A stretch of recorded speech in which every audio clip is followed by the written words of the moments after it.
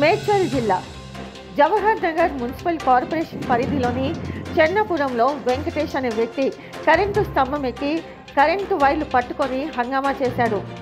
విద్యుత్ స్తంభం ఎక్కుతుండడం గమనించిన స్థానికులు వెంటనే విద్యుత్ని నిలిపివేయించారు. పక్క ఇంటి వ్యక్తితో గొడవపడి 50 మంది అతన్ని కొట్టారని వచ్చి కరెంటు స్తంభంపై నిలబడి హంగామా చేశాడు.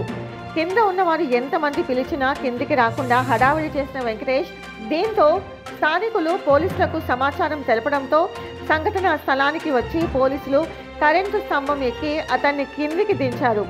దీనితో అతను ప్రాణాపాయం నుంచి తప్పించుకోగలిగాడు. తమ వేదన తెలియజేస్తూ మాట్లాడిన అతని భార్య,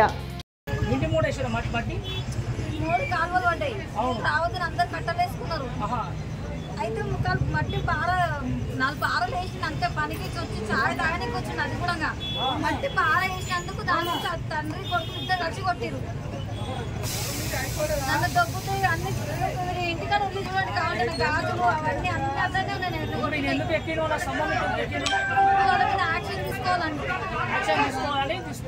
ఇప్పుడు 50 మంది కొట్టిరు.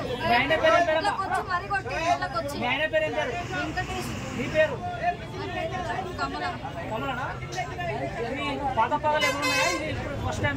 ఏమి లేదు. ఫస్ట్ టైం కావాలని పెట్టుకున్నాం.